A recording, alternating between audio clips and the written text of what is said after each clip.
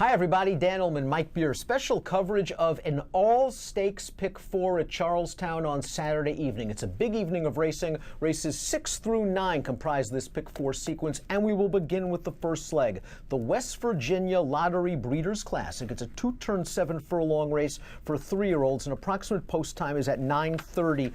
I got to be logical in here. I think the 8, Unrideable, the 9, Grumpelstiltskin, from a speed figure standpoint, these two tower over the field, and Unrideable is going to be on the lead, and Grumpelstiltskin will probably be in a great spot tracking. I'm using those two only. Yeah, I like those two horses as well. I'm very interested to see what Grumpelstiltskin does here as he tries a 2-turn 7 furlongs. I have a little thing for this horse. I think he's pretty good.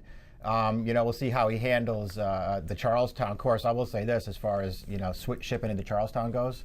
His dam, who was a pretty good horse in her own right, Russell Rhodes' sister. So this horse may like Charleston. If I use anybody else as a backup in this race, it's going to be the 5, Jackie's Man, who I think can close. He's a little slow for this race, but he can close in this race. If those two horses maybe get hooked up, maybe this horse will run late. The second leg of this all-stakes pick 4 on Saturday evening at Charlestown. Race number 7 is the West Virginia Thoroughbred Breeders Association Onion Juice Breeders' Classic. All right. $80,000 is the purse for 3-year-olds and upward. The horse with the recent fig and the horse that has the edge from our Timeform U.S. pace projector is the 10 Help a Brother, who's got some big speed. He's 24 out of 40 in the exacta in his career.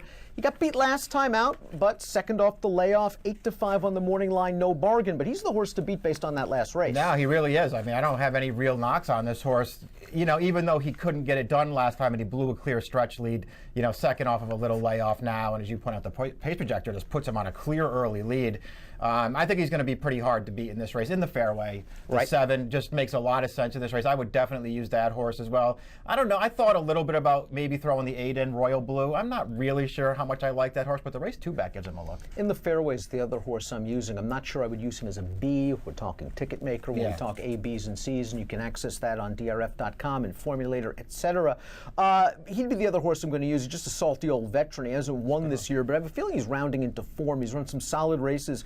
Recently, he's been a mainstay in this race over the past few years. And if this 10 horse gets hooked a little bit early, perhaps in the fairway will come with a late run. The third leg of the pick 4, race number 8, is the $350,000 West Virginia Breeders' Classic. This race is at 1 mile and an eighth. That's around 3 turns. I'm interested in your thoughts on some of the horses stretching out, including the 2 North Atlantic, very sharp form sprinting. As won his last 2 races. He was second at 1 mile and an eighth last fall. Yeah, I think he has that race from last October, and that was off of a relatively quick turnaround too. I mean, it was, what was it, 11 days after his prior start. He ran fine that day. I'm going to use that horse. I really think, that race aside, the 1 mile and eighth, I think he's actually improved this year as a 4-year-old. I'm using him. Charitable Annuity. I don't know how you play a pick 4 at this track in this kind of a sequence and don't use him. He's just, to me, he's just the horse to beat in this race. I don't love his recent form, but his good race is going to beat this field. I'm going to use the 4.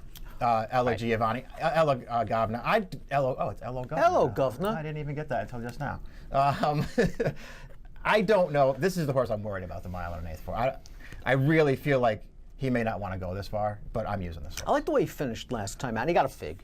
He got an 86 Beyer speed figure. He's a little bit more questionable at the distance than North Atlantic. Certainly more questionable at the distance than 9 Furlong Loving Charitable Annuity. But like you, I like the form he's coming into this. I wonder if he is the now horse. Charitable Annuity's got all the back class. He is way the horse to beat. But maybe L.O. Governor, North Atlantic. Those are the 2 now horses in this year's West Virginia Breeders' Classic. The anchor leg of the sequence, race number 9, approximate post time 11 p.m. It's the West Virginia Breeders' Cup Distaff. $80,000 is the purse for fillies and mares 3-year-olds and up. For me, this was the spread race. Yeah, this race I thought was actually pretty tough. Although, I mean, let's be honest, the 6 and the 7. They're my A's. Yeah, they're the 2 horses to beat in here. I mean, I don't know. What happened last time? That's the thing with them. They're both coming out of a race where I don't know what to say about it. They're in the same race last time. Neither one of them got involved at any point in that race. And it sort of makes me feel like they could be a little shakier, but I mean, they're the 2 horses to beat. They're the 2 horses to beat, to be sure, especially considering that some of their main contenders could be distance challenged. Horses that I'm using as backups, the 3 New London, the 4 Return to Dennis, these are horses in very good form. But when you look at their ability or lack thereof of races going a route of ground, you do have to wonder, maybe New London stretching all the way out, I would give a chance to. return to Dennis was second in this race last year, but these would be two backups because if the two aforementioned favorites, the 6 or 7, run their very best races, one of those two is going to win. Yeah, exactly. I'm with you. I feel like they're the two horses you want to probably focus on, but this is the kind of race where if you can afford it, you want to take backups. It's a really fun sequence. 4 stakes races at Charlestown on Saturday night, races 6 through 7. And the first of the all-stakes pick 4, the West Virginia Lottery Breeders' Classic, race number 6, has an approximate post time of 9:30 Eastern. Best of luck.